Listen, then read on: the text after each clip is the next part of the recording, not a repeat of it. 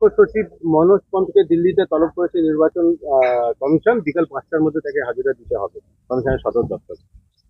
পশ্চিমবাংলার নির্বাচনের যে তালিকা, ভোটার লিস্ট, তাতে যত গন্ডগোল হয়েছে, এত বিদেশিদের নাম ঢুকেছে করেছে এখানকারই কর্মচারীরা। তারাই কমিশনের হয়ে কাজ করে, নির্বাচন কমিশনের হয়ে, এবং তারা গন্ডগোল করেছে এখানকার সরকারের অঙ্গুল হিলনে। তো তাদের তো অভিভাবক এখানকার চিফ সেক্রেটারি, তো তাদেরকে আরো লিস্ট বেরোবে, তাদেরকে আলাদা করা হবে কিনা, শাস্তি দেওয়া হবে কিনা, আর কেন দেওয়া হচ্ছে না এর জবাব ওনাকেই দিতে হবে। তো সেই জন্য চিফ সেক্রেটারি পর্যন্ত এসছে, এবার চিফ মিনিস্টার পর্যন্তও যেতে পারে, কারণ উপর থেকে এগুলো করানো হয়েছে। আর এটা বন্ধ না হলে এখানকার নির্বাচনের কোনো গুরুত্বই থাকে। ভোটার তালিকা বিশেষ এবং নিবিড় সংশোধনের ক্ষমতা কমিশনের রয়েছে কিনা সেটা দেখতে হবে। এবং মঙ্গলবারে একটি মামলার শুনানিতে মন্তব্য করেছে সুপ্রিম কোর্ট।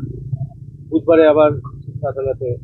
ঠিক আছে, পশ্চিমবাংলার সব ব্যাপার কোর্টেই সমাধান হয়, কিন্তু যেটা সমাধান হওয়ার সেটা হচ্ছে না। এই প্রসেস চলতে থাকবে। চলো চলো।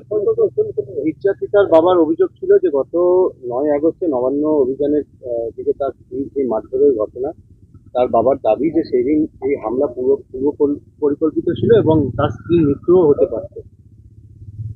ঠিকই আছে, সেই জন্য আমার বক্তব্য ছিল যে যদি এই ধরনের সেন্সিটিভ ম্যাটার, নির্যাতিতার বাবা মা আছেন এই মিছিলে, তো পুলিশের বিশেষ নজর দেওয়া উচিত ছিল এবং সুরক্ষার দায়িত্ব নেওয়া উচিত ছিল। কারণ তাদেরকে আর কে সুরক্ষা দেবে? যখন কোনো গন্ডগোল হলো, তার বাড়িতে পুলিশ পোস্টিং হলো যেন কেউ দেখা করতে না পারে ওনার সঙ্গে। সেই কেন পুলিশ সেদিন এই গণতান্ত্রিক আন্দোলনে তার সুরক্ষার দায়িত্ব নিল না? সব জায়গায় কি সিআইএসএফ লাগাতে হবে? তো যে ঘটনাগুলো হয়েছে এগুলো তো এখানকার প্রশাসনকে দায়িত্ব নিতে হবে। তারা এখন অন্যের ঘাড়ে চাপাচ্ছেন, কিন্তু ঘটনা তো হয়েছে এবং তার দায়িত্ব পুলিশের। তামিলনাড়ুতে বাংলা বলার অপরাধে 21 দিন ধরে আটক বাংলার শ্রমিক। বাংলার শ্রমিক না বাংলাদেশি শ্রমিক, সারা ভারতবর্ষে এরকম লক্ষ লক্ষ শ্রমিক আছে যারা বাংলাদেশ থেকে এসে এখানকার আধার কার্ড বা রেশন কার্ড করে চলে গেছে। আর তারা সব এখন সন্দেহের উপরে পড়েছে।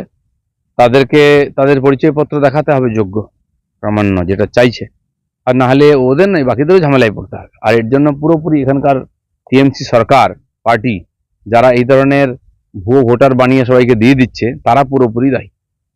খাস কলকাতায় প্রাণ হারালো ডেঙ্গি আক্রমণে। ডেঙ্গি এখানে সারা বছরই চলতে থাকে।